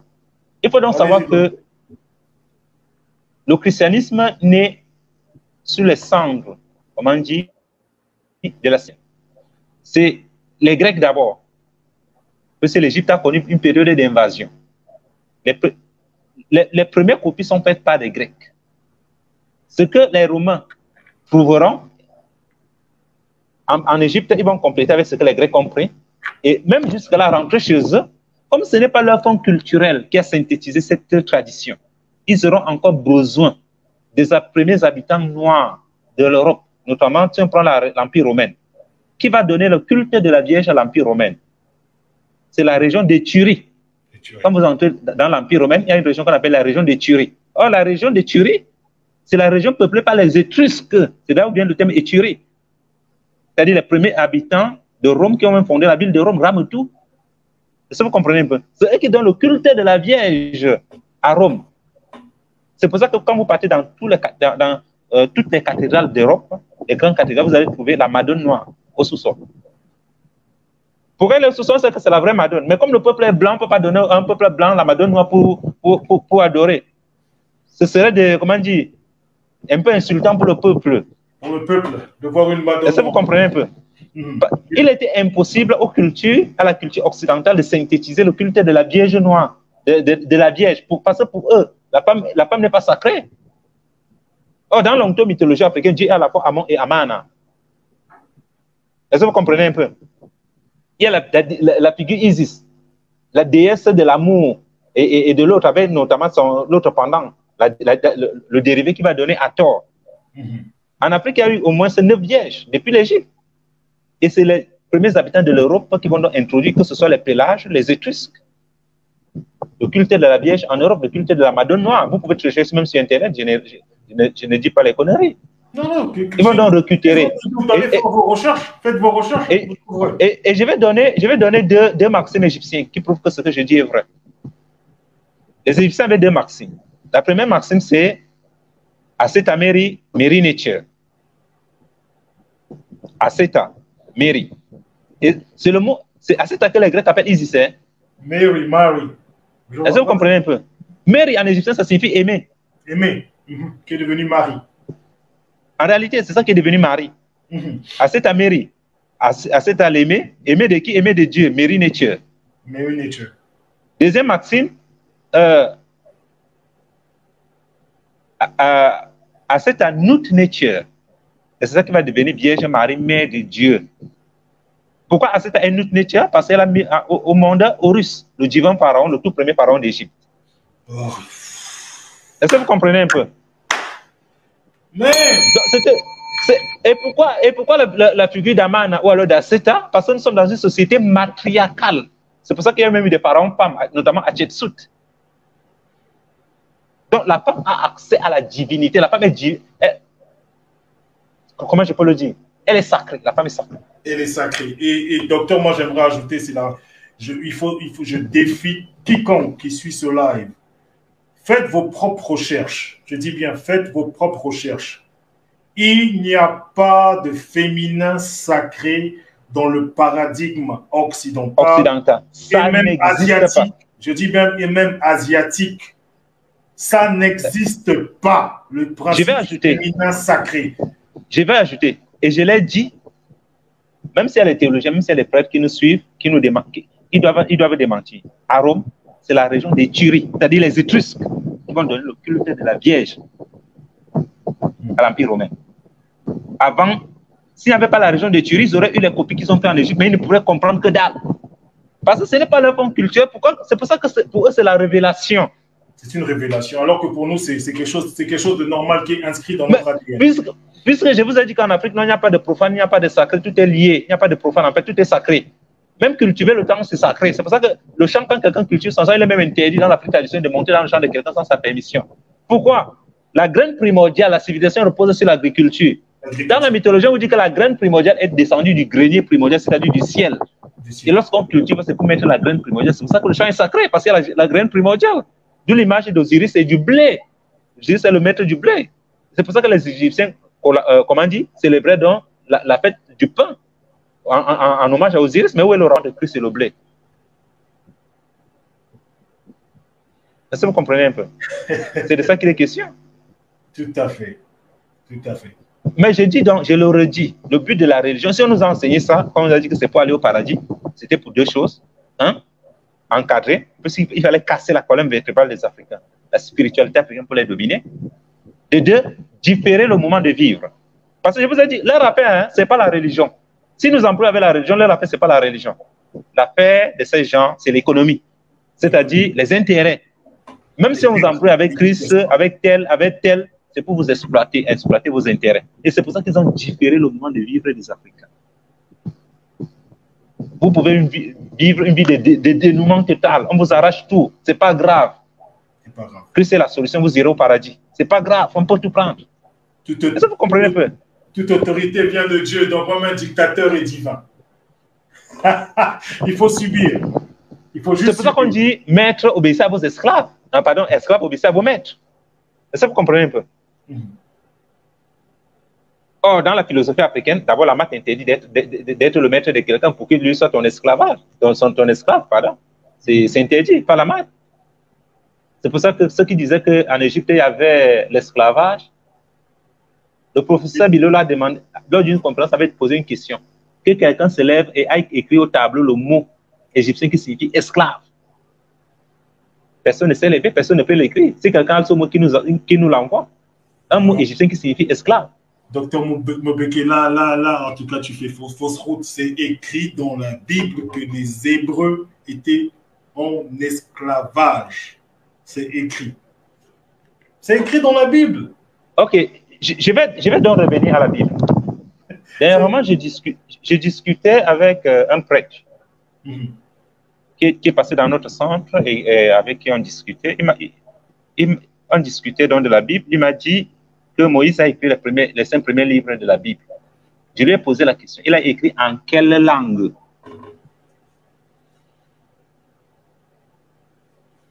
Moi, je sais que ce monsieur n'a rien écrit. Parce qu'on prend par exemple les proverbes, on prend les 5 tests. La doctrine morale égyptienne, c'est les tests de Cogénie, de Micaré, d'Amenhotep et autres. Mais on dit que c'est Moïse qui a écrit ces tests. Ça n'a même pas de sens.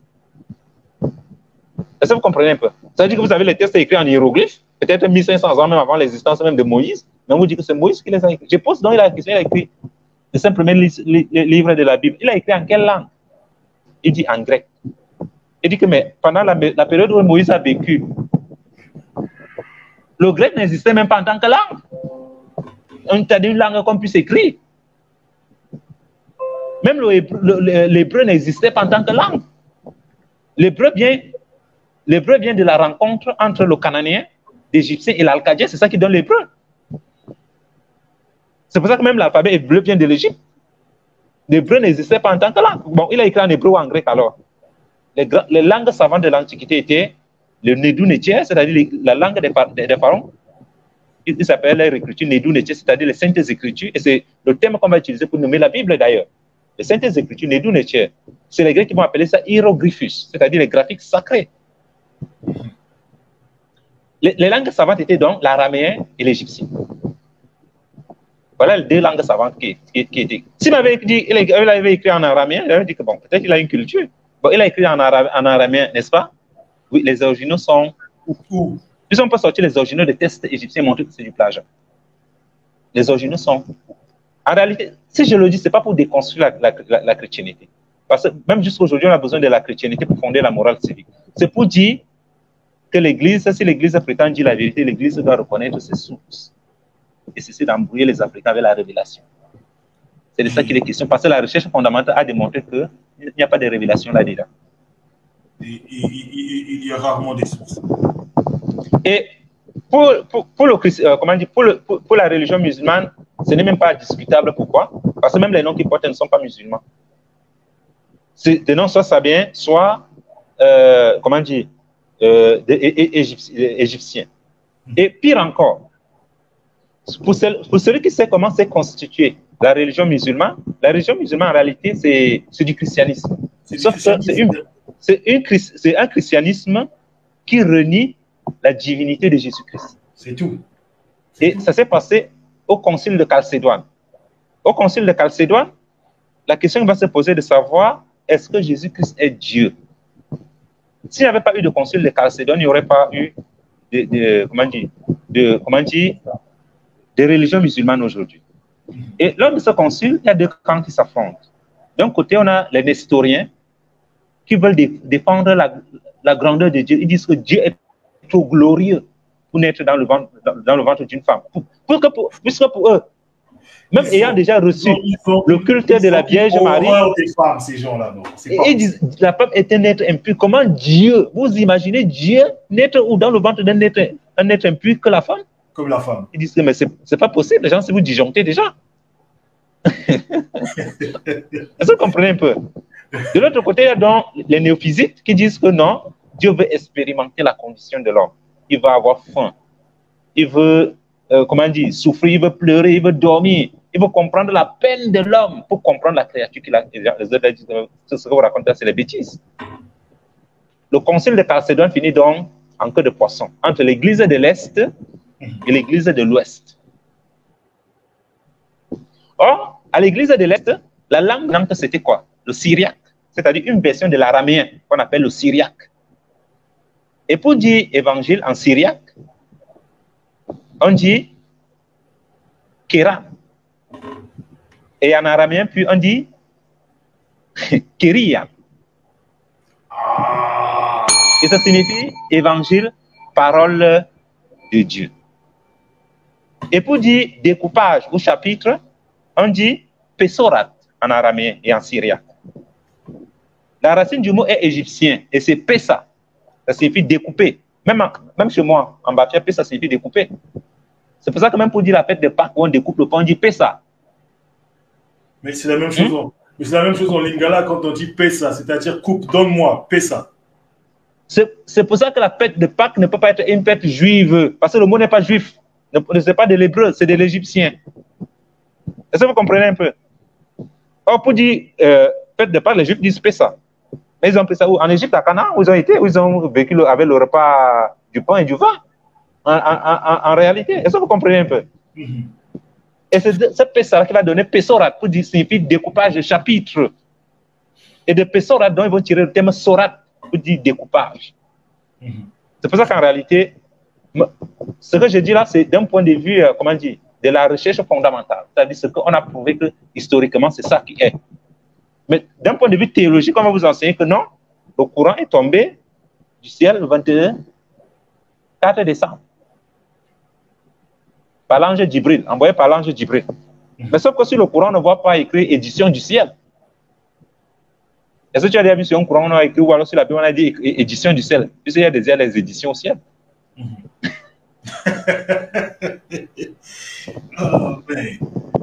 Mais c'est aussi... C'est la raison. Donc, en réalité, c'est donc Mohamed est donc un berger comme Abraham. Il arrive dans la région de Syrie, il entend parler de ces gens, de Moïse, d'Abraham, de ceci. Mais c'est pour ça qu'on dit que le Coran parle de Moïse, le Coran parle d'Abraham, le Coran parle même de Jésus. Mais puisque c'est sur ces cendres-là qu'est née la religion musulmane, à partir du concile de Chalcédoine, en réalité. C'est pour ça que je dis que ce sont des chrétiens, mais qui rejettent la divinité de Christ. Pourquoi? Parce qu'à Chalcédoine, il y a eu malentendu. Ils ne se sont jamais entendus, les deux camps n'ont pas été réconciliés. N'ont pas été réconciliés, tout à fait. C'était une parenthèse. Et que, non, oui, c'est vrai, et que l'islam n'est que la petite fille du christianisme, c'est tout. C'est une petite fille qui s'est rebellée, c'est tout, qui ne reconnaît pas Jésus. Le mot courant n'a pas d'origine en arabe. Il faut retourner à l'égyptien ou à l'araméen pour l'expliquer. Si vous connaissez un musulman qui vous donne la signification du mot courant. Moi, j'ai déjà posé la question, ils ont tous bégayé. Même Pessorat, ils n'ont pas la signification parce que même la racine n'est pas musulmane. Comment se fait-il donc que le mot qui signifie découper, subdiviser, soit le même mot qu'on utilise pour dire la fête de Pâques? Pessa. Oh, Pessa, c'est dans toutes les langues négro-africaines. On peut dire Epessa, Epessi, Pessa, Pessé. Mais c'est la racine. Et c'est ça qui signifie Pâques. C'est-à-dire la fête où on découpe le pain. Pourquoi? La graine primordiale descendue du grenier primordial, c'est le blé. Tout à fait. Tout à fait. Tout à fait. Il faut que ceux qui nous suivent comprennent ça parce que c'est deep, c'est profond. C'est vraiment deep, c'est vraiment profond. Non, tout à fait, tout à fait. Mais maintenant, Docteur Moubeke, moi j'aimerais mettre un peu l'accent avant qu'on ne se quitte. Oui. J'aimerais mettre l'accent sur. Il est clair que tu as démontré comment ces religions ne sont pas dans nos. En fait, c'est pas notre paradigme et que nous, on n'a jamais séparé le sacré du profane et que tout est sacré chez nous. Tout est sacré. Tout est sacré. Et que la femme et que l'élément féminin, le féminin sacré, c'est un concept qui est vraiment à nous et que eux, ils ont toujours eu un souci avec le féminin sacré. En fait, ça n'existe pas chez eux. Oui.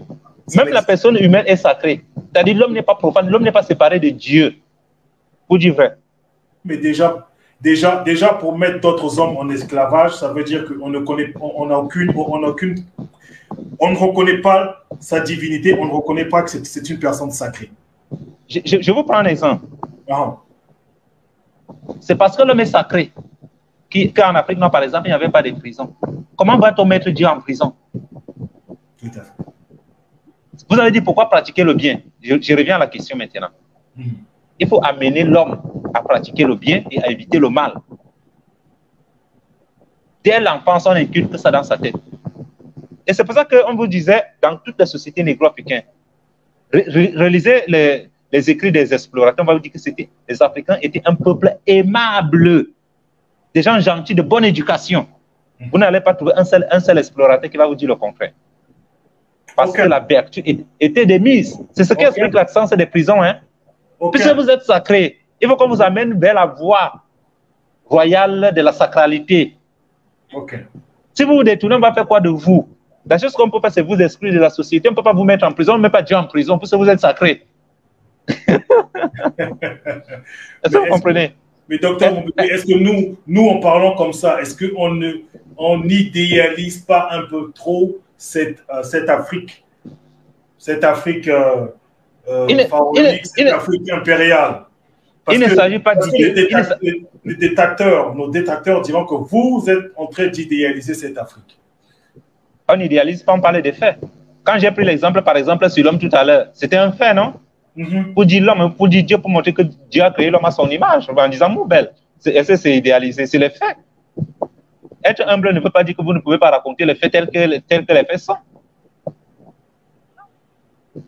Tout à fait. Nous avons rencontré un peuple qui n'avait aucune notion du sacré au sens propre du terme, qui a eu besoin de recopier ces textes chez nous, dans les classiques africains, pour accéder à ça, et qui par la suite est venu nous dominer et nous raconter des conneries en falsifiant l'histoire. C'est de ça qu'il est question. Je n'ai aucun problème avec mes frères musulmans ou chrétiens. Chacun trouve son intérêt où il veut, mais c'est ça la réalité. C'est la réalité, ce sont les faits. Ce sont des faits historiques. C'est des faits historiques. Ce n'est pas leur paradigme. C'est notre paradigme à nous, mais qu'ils ont manipulé pour nous dominer et différer notre instant de vie. Parce qu'ils avaient besoin de nos richesses. La vie, ce n'est pas ici, c'est au paradis. Ils pourraient aller au paradis. Pendant ce temps, ils vident l'Afrique. Tout le temps, ça sort. Ils font les guerres partout. Et moi, bon, j'ai longtemps été en clash avec, je ne le cache pas, avec certaines femmes d'ici qui sont musulmanes et chrétiennes. Pour moi, je dis toujours qu'elles me cassaient les couilles. Je suis direct avec, je suis franc. Parce que, oh non, tu es sexiste, oh, tu es ceci. D'abord, vous appartenez à des philosophies religieuses qui vous nient et dénient tout droit. Parce qu'à la base, c'est des religions qui ne vous reconnaissent pas. Qui ne reconnaissent pas votre divinité, qui ne reconnaissent pas que vous êtes des personnes sacrées et qui ont toujours tout fait pour vous opprimer ou vous mettre hors de l'histoire. Donc, quand vous venez vous fâcher sur les autres, regardez d'abord dans vos religions. Voilà. J'aimerais juste dire ça. Et donc, Dr Moubeki, maintenant, le bien, la maths, toujours être dans l'ordre. Est-ce que c'est pas ça qui nous perd aujourd'hui? Est-ce que cette essence naturelle que nous avons toujours eue, c'est quelque chose qui est en nous? On ne peut pas changer ça. C'est notre ADN. Est-ce que c'est pas ça qui nous perd? Je vous réponds donc. On a détruit cette société, n'est-ce pas? À la place, on nous a dit il faut fonder la morale sur le christianisme. Tout ce qui nous dirige aujourd'hui, on fait les pensionnats. C'est-à-dire les internats avec les prêtres et autres, n'est-ce pas? Mais l'équipe pille l'Afrique. Ouais. Nos ministres qui veulent les milliards, là, ils sont sortis d'où? Ils sont sortis de cette école, de ces formations-là. Cite-moi un seul chef traditionnel africain qui a volé, qui a vendu son village et a fui en Europe. Tu connais un seul? Si tu connais, cite-moi demain salon.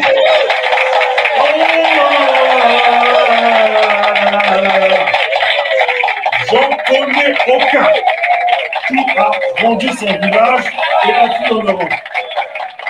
Or, les ministres, un tenant ministre des Travaux publics, tu voles l'argent de la République, tu fuis, tu arrives au Canada, aux États-Unis, tu insultes toute la République, tu t'en fiches pas mal, il n'y a pas de conséquences. Un tenant ministre de la Santé, tu dois construire les hôpitaux, tu ne construis pas. Les enfants meurent de paludisme, tu as volé l'argent, tu fuis, après tu te convertis, tu crois en Jésus, Dieu te pardonne, pendant que les enfants meurent de paludisme en Afrique. Trouvez-vous qu'une telle structure peut fonder la morale civique? Impossible. Puisque c'est posé sur le postulat qu'on peut tout pardonner. Exactement. On te donne des milliards, au lieu de construire l'hôpital, les enfants meurent de paludisme, tu prends l'argent, tu fuis. On te donne l'argent pour le Covid, 180 milliards, vous détournez tout. Avant de mourir, vous demandez pardon, Dieu vous pardonne. Comment on peut raisonner comme ça? Des criminels qui se repentissent à 2 minutes de la fin de leur vie sur un lit d'hôpital. Et ils seront acceptés. Ils seront acceptés dans le royaume des... C'est de l'aberration. Allez-y, allez-y. Pensez-vous qu'un Dieu omniscient ferait un truc pareil? C'est des foutaises. Et la différence, donc, c'est quoi? Le chef traditionnel africain. Je vous ai demandé de trouver seulement un seul exemple d'un chef qui a volé l'argent de sa chefferie, ou alors a vendu tout le terrain de la chefferie à faire en Europe. Il n'y en a pas. Il n'y en a pas. Dites-moi donc, pourquoi ce qui n'est pas permis à l'échelle du village serait permis à l'échelle de la République? C'est la preuve que nous marchons avec la tête. Dans l'absurdité. On fonctionne par l'absurde. Est-ce que vous comprenez un peu? C'est-à-dire c'est de la politique par l'absurde, de l'économie par l'absurde, de la spiritualité par l'absurde, du raisonnement par l'absurde. Et c'est par là que j'ai fini. Je suis par là. Voilà, il n'y en a pas. Allez-y chercher tous les chefs traditionnels qui ont vendu, qui ont fait de l'argent et se sont retrouvés en Europe. Il n'y en a pas. Par contre, il y a beaucoup d'imams, il y a beaucoup de religieux, il y a beaucoup de pasteurs qui ont des cours fournis en Europe, séminaristes, qui ont vendu leur gens, qui sont en Europe. Et les séminaristes qui nous gouvernent, ils sortent des internats, des pensionnats chrétiens, ceux qui nous gouvernent. Qu'est-ce qu'ils font de l'argent public, de la fortune publique? Quand nous parlons de ces choses ici, les gens pensent que c'est de la blague. Ce n'est pas de la blague. Nous sommes dans un processus où on a atteint le point de non-retour. D'accord? Il faut qu'on revienne au paradigme africain de régulation.